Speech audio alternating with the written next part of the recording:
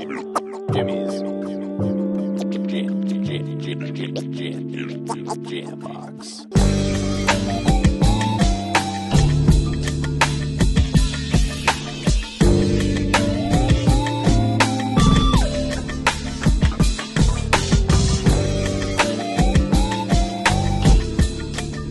Keep jamming. Hello, everybody. Welcome to another exciting episode of Jimmy's Jam Box. We're here. We're back at it again. We're going to get on into it. But before we do, as always, please make sure to like and subscribe, push all the buttons, do all the things. You know, I don't know where they are, but you do, and I trust you. With that being said, let's go ahead and get on into it. Here is today's guest. What's up, guys? It's Soloristic, and this is Jimmy's Jam Box. Hell yeah. Thank you so much for joining us. Why don't you go ahead and tell us a little bit about, like where you're from, what you do, give us that like Tinder profile of your involvement with music. So I'm 18 years old. I was born here in Vancouver, and I have lived in Vancouver all of my life. Okay. And so the quick breakdown of like what I want to do right now is currently striving to help my family out. And I'm about to get an apartment and get some more roommates and, kind of get my life on track a little bit.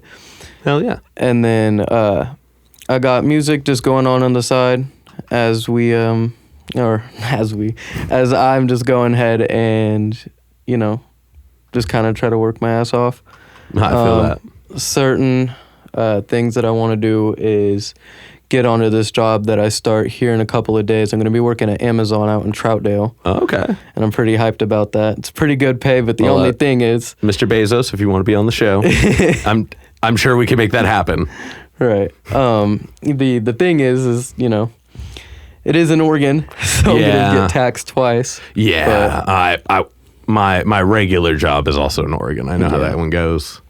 But hey, money's money. Right. It'll definitely get you going somewhere. Right. And what got you into music initially? So, I've been listening to music since I was like very, very little. Mm-hmm. I was like probably like 8 when I started listening to music, and I just started picking it up like right away. And I started learning a bunch of music when my mom would have that going on the radio. And I would start picking up on tunes, and then it was like one night I just decided to hop on her piano and just start messing with all the little keys. Mm-hmm. And at that point, I was like, I could do something with this. And because that was like the age where I was like, finally starting to develop like sounds and stuff like that. And so after I did that, my dad taught me a little bit of stuff on the guitar, mm-hmm. and kind of just picked it up from there. And I'm like, I wonder what a voice would sound like. And it was around 14 when I decided to hop on a microphone, and my mom built me like a little studio in my room and stuff for my gaming setup. Oh, hell yeah. And just started messing around with Studio One and FL Studio. And then after that, I was like, all right. And I was kind of picking it up a little bit. It didn't really sound the best, honestly. I don't think it's supposed to in the beginning. Yeah. You know what I mean? But then there was this one song that I made was called Not Okay, which I had previously released back in 2014 on SoundCloud. Mm-hmm. And then when I started figuring out what distribution was, I started using DistroKid, and I started putting that one song out on all platforms, and I was like, this doesn't really sound good. So then I deleted it, and then I have came out with an album this year in January called 0 Point, and I had redone that song like 4 days after I turned 18, and it sounds so much better. I was really happy with that mix. Hell yeah, I dig that. Now, I know you kind of like dabbled in some instruments getting into it, but do you play any instruments primarily now? Not really, okay. But I pick up the guitar every now and then, and I just play some tunes, just kind of learn. I know all of the chords on a guitar, and just kind of like the gist of like, this will make this sound like this. And okay. I can probably produce like a couple beats if I really wanted to, but I'm more of just like singing. I like to find beats off of YouTube that are free for profit, and then I'll just kind of make the song from there. I build it up exactly how I would like it to. And if it sounds amazing, sounds good to me, then there goes all platforms. But if it's kind of iffy, I do want it out there, I'll just, without buying the lease, I'll just go and put it on SoundCloud and, tag them because it's free for profit. Okay. Make sure I get all that figured out. Hell yeah. Well, yeah, this seems like a pretty smart way to think about it. Yeah. All right. Now, this next question, this is one we asked kind of early on. It's definitely a crowd favorite, and it's a lot of fun. What was the first album you ever bought with your own money?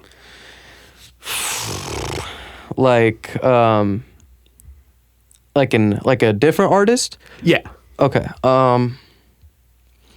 Death Race for Love by Juice WRLD. Okay. Solid choice. And what made you pick that? So once again, I was speaking about my dad, which RIP to him. He passed in 2019. But it was one time where he was playing the song Lean With Me. And I remember he was like, I better not hear you say any of these lyrics. You better not say any of this or I'm going to kick your ass. And it's just been like a long time, he hasn't been here with us for quite a while. And I just started picking up on Juice WRLD like quite heavily. Okay. I know every single lyric to that song. And I was like, I wonder what this is on. And, this was Goodbye and Good Riddance. But I started listening to a bunch of more music. And all of my favorites fit in Death Race for Love. Hell yeah. All right. I dig that.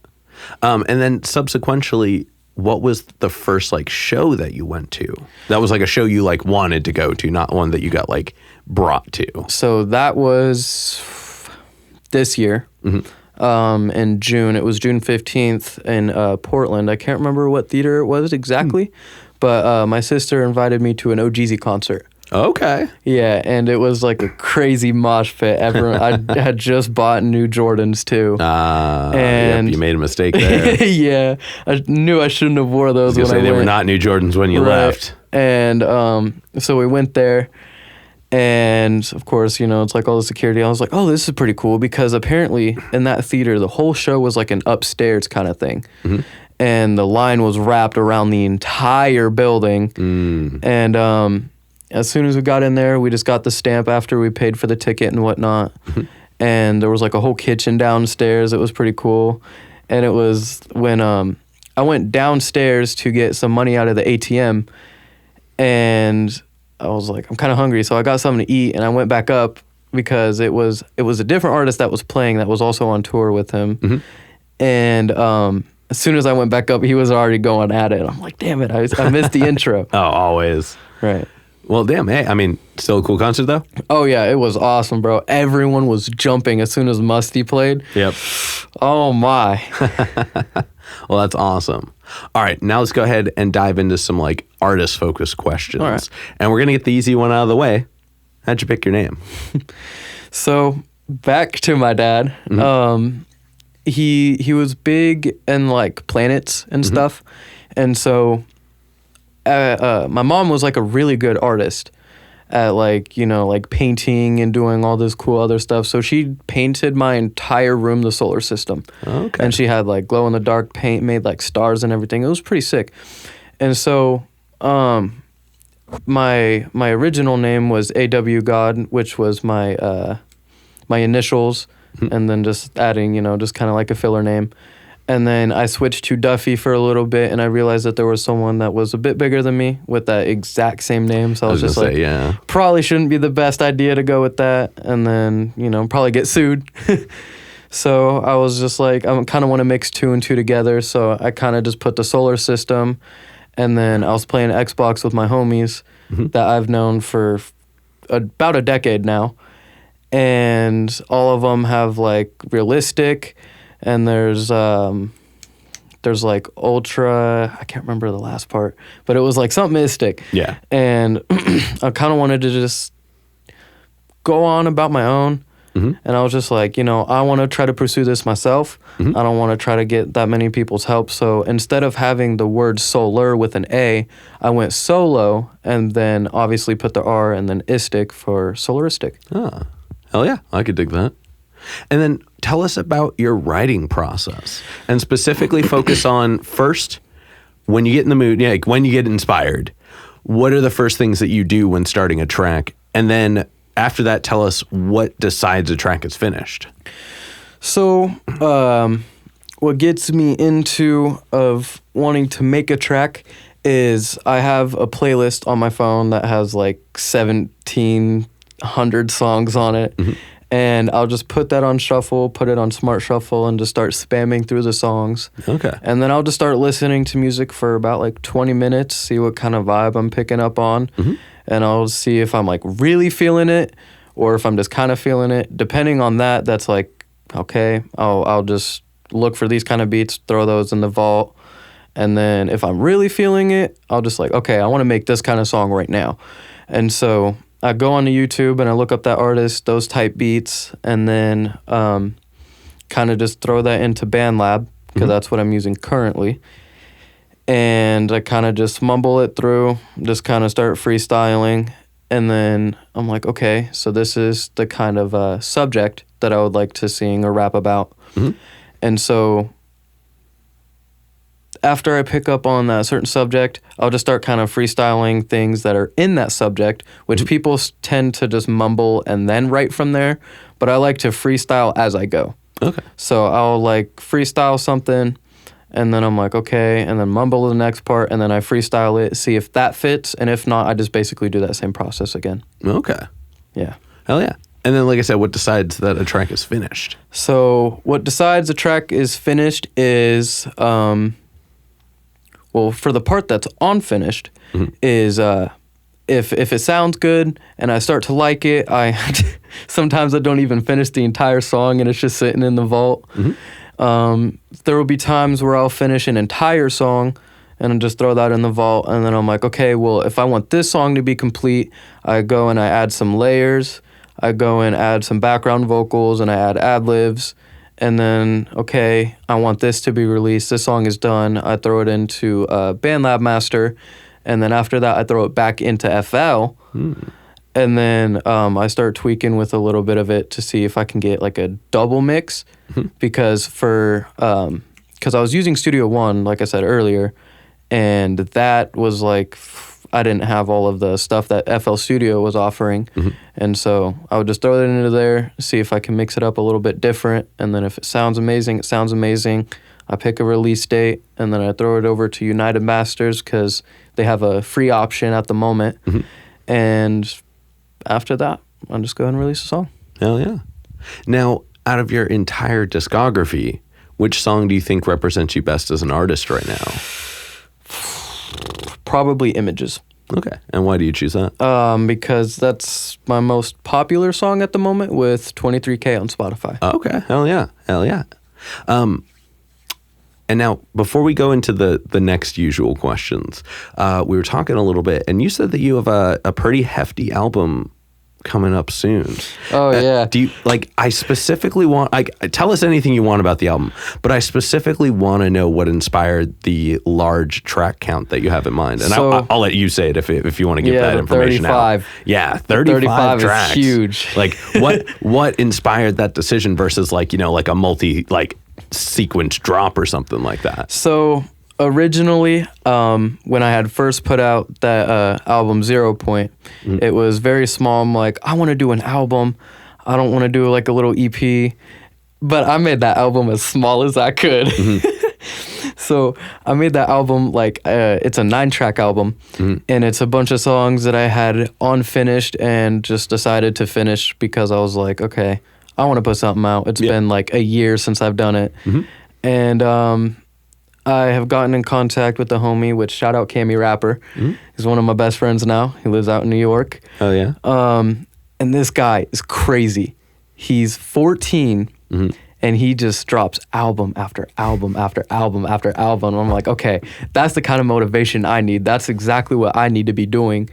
And he's putting out like 26, 34, 32, 25. I'm like, dude. And the grind from him does not stop. So that's why I wanted to make like a bigger album, because I know that I don't make music like too often. But like when I do, I'm like, okay, I need to focus on this. And I know if I were to do a 35-track album, I could probably get it done in a couple months. Okay. Hell yeah. And so far, we're about a few weeks into it. And I got some songs, and Man, they are fire. Hell yeah. I'm so excited. Hell yeah. Well, we're definitely looking forward to that. But yeah, I definitely I had to dig into that for just a second. Of course. But getting back to the regularly scheduled ones, tell us about either your most favorite show or the most wild show that you've like ever performed at. Or if you have a story for both, you could tell us both. I have not performed at all. Oh, interesting. Yeah. So, but it's here soon that Jazo that has gotten in contact with a few people that are doing shows and whatnot. Oh, that's exciting. Yeah, and I was my old friend. His name's Chase, and his boss does like he's like a DJ and stuff. And he was letting me know like we usually like to go out to Long Beach every 4th of July, and they throw down like a whole like palette, and they kind of like set up like a little show and whatnot. Yeah, and they own Rainbow Circus in Portland. Oh, okay, and to just let them know if I ever would like to go and perform, that it's a big possibility, and I just haven't got to them yet. But after I drop this, I definitely have a lot more songs I would like to perform, and the reason why I haven't is because all of the music I have out now is kind of old. Gotcha. Okay, so you just don't want to represent that music when you're moving in a new direction anyway. All right, well, I could dig that. All right, now this is the last question in kind of the artist focus segment, but this one's kind of a heady one. What is it about music that matters most to you? Like if you had to like narrow it down to like the practice of music, like what do you get out of it that makes you want to keep doing it? My family. Okay. The motivation from everyone that I know. So like if I were to just talk to a few people out in public, I could just be like, check out this song and whatnot, and they're just like, oh, okay, well that's kind of, you know, there's this guy, there's Rick Ross, there's Lil Baby. I'm like, okay, well, fair enough. And I just kind of go back to my own route, and I go back home. I go to my friend's house, and they're like, dude, the new song you dropped is fire. And they start dapping me up and everything. And I'm like, dude, I appreciate that. Hell yeah. And like the thing about music most to me is that anything that you can do in your life, you just got to have music. Yep. Got to have music. Hell yeah. I dig that. All right. Now we're going to go ahead and move on to some hypothetical questions. All right. So these ones just have fun with. These are a bunch of the what ifs and the what have yous. If you could work with any one artist who's currently alive, and if it's like a group or a band, you have to pick one member, who would you pick?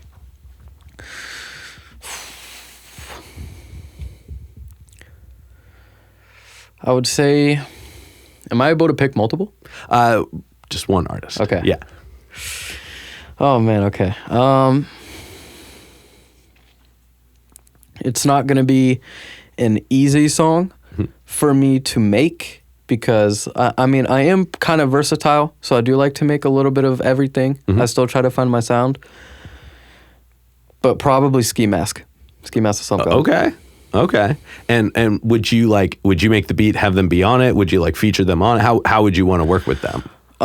Considering he likes the kind of style that he has, where he kind of does like a bunch of stop, fast, slow. I would love to do like a hook, and then for both of the verses, me and him kind of like go like back and forth. Oh, okay. And the way I would set up that entire song is the middle hook would be kind of like a bridge, so he can just take that completely. I would have a hook at the beginning and the end. And then both of the verses just back-to-back bars. I feel like that would be sick. I dig that. Hell yeah. All right, and then subsequently, who's a local artist that you're like aware of? You know they're there, but you haven't had a chance to connect with, but you would like to.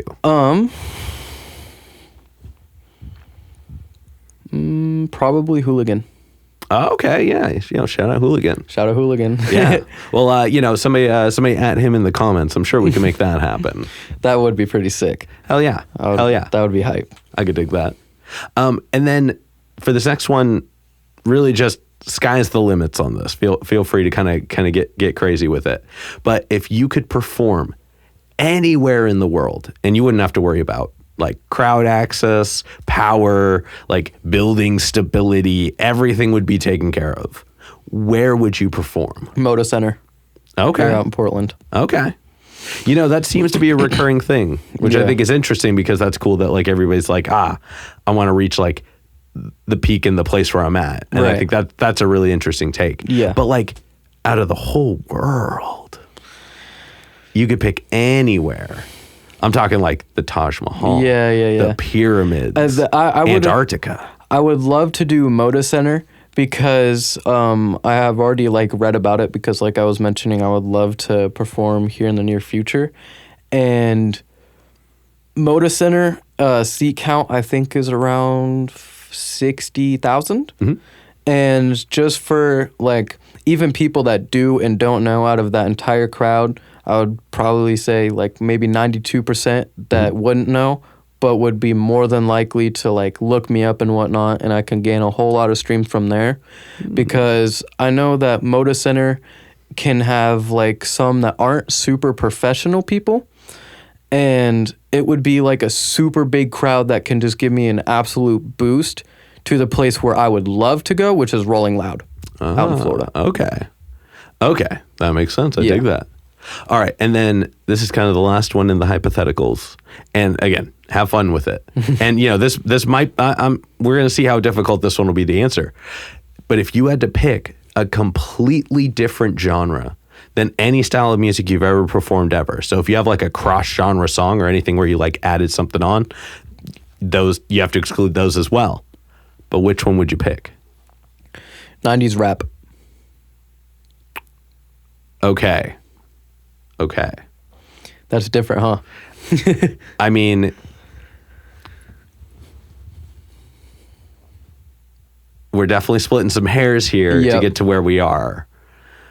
But I can't think of a way to negate it at the moment, so we're going to let it sit.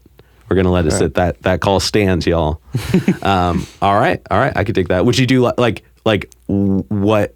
Let's at least narrow it down a little bit. Let's pick like a locational 90s rap. Would you do like West Coast, East Coast? Like, I kind of like to represent both because I've known a lot of people from East, and I love all of the artists out there. And all of the artists here, I've seen a bunch of like collaborations on it, and I kind of just stand up for like both of it, and I like to mention that in a few of my songs. And so after I was making like a bunch of like R&B and Juice WRLD type music, I just randomly just threw on a beat, straight freestyle, which is called Drama. That's going to be coming out soon. I'm very happy about that. Hell yeah. And after I just did that, I was like, okay, 90s is like something I'm actually like good at. And, you know, now that it's 2023, there's not a whole lot of it. Yeah. And I was like, I want that to try to stand out more because I would love to, you know, not only be that parent that like listens to 90s rap and then like, you know, go on about my kids like, yeah, this is like the music I listen to. And they're like, oh, that's trash. Because that's exactly what I did. Yeah. I'm sure that's what we all did back then. And then, you know, as we look at it now, there's like, oh my God, those people are so talented. And it's like, it sounds really good. Yeah. And I want to be able to push that back because, you know, once again, it's not here a whole lot more. And I would love to not only give love to family and friends and a younger audience, but back to the old heads. I want, because like, once again, music is everything. You always need music constantly. So I want to be able to try to reach out to older audience and make sure everything's fair again. Hell yeah. All right. Well, I dig that. All right, we are going to officially start wrapping things up. And you already kind of touched on it, but why don't you go ahead and put it all in one spot? What do you have coming up, say, like end of September and onwards? So I'm kind of aiming for a little bit of October. And so far, I only got like probably like 10 tracks. But I do have like 24 that are all ready to get made, but I do want to make this album, and I'm really excited for what's going to be on it, and there's going to be a bunch of different genres on it, and I just really hope that all of my friends and family like really enjoy it. Hell yeah. It's called Find Peace in the Pain. Dig that. And I got that hoodie, and I got to make a few more for my friends. There it is. Got to have the merch ready with it. Yep. All right. And then for this next one, go ahead, look straight at the camera and tell everybody just how they can find you, give us the ads and things like that. So you guys can find me Soloristic on all platforms. It's SOLORISTIC on Spotify, Apple Music, YouTube, everywhere. And other platforms such as TikTok, Instagram. It's the exact same name, but it's I'm and then with a period. Hell yeah. And then any other plugs, any other shout outs, anybody else you want to put on while you're on here? Once again, shout out Cammy Rapper, shout out Rain, shout out my best friend Austin, shout out my mom, shout out Jazo, and shout out you. Oh, yeah. Thank you. Love this show. This is awesome. All right, now we've got one last question to go. But before we do, I'm going to steal the camera for just a second. As always, y'all, please make sure to like, subscribe, hit all the buttons, do all the things. You know, I don't know where they are, but you do. And I trust you. And with that being said, the final question. What is your guilty pleasure song? That's a really tough one. You know, and just think, if you can't quite think of one that you think is like a guilty pleasure song, because the phrase is an odd one, think of just like the goofiest song. Like one that's like maybe not the most like serious, but like a silly song. Yeah. Like I'll give one I haven't put on the show before. I love Tom Cardy. All of his music. It's all satirical. It's all in the same vein of like Can I try to look for one? Because I got a huge playlist. Yeah. You could definitely. But like I said, like just kind of my example, like I love Tom Cardy's music because even though it's silly, like he is a talented musician. Right. Like Tom, if you ever want to be on the show, we can make that happen. Do it for sure. That would be pretty sick. Yeah. Big fan of Tom Cardy. Don't know what song specifically. Well, I got to go with Lil Dicky. Okay. Great choice. Oh, yeah. Dude is hilariously talented. Yeah. Yeah, I support that. All right. Well, yeah, that was it. Well, I appreciate you for having me, man. Hell yeah. Thank you so much for being on the show. Of course. And we're going to go ahead and get up on out of here, y'all. This has been another exciting episode of Jimmy's Jambox. I'm Jimmy. I'm Soloristic. And we're signing off. Later, y'all. That's a wrap. This is not a podcast. This is a show.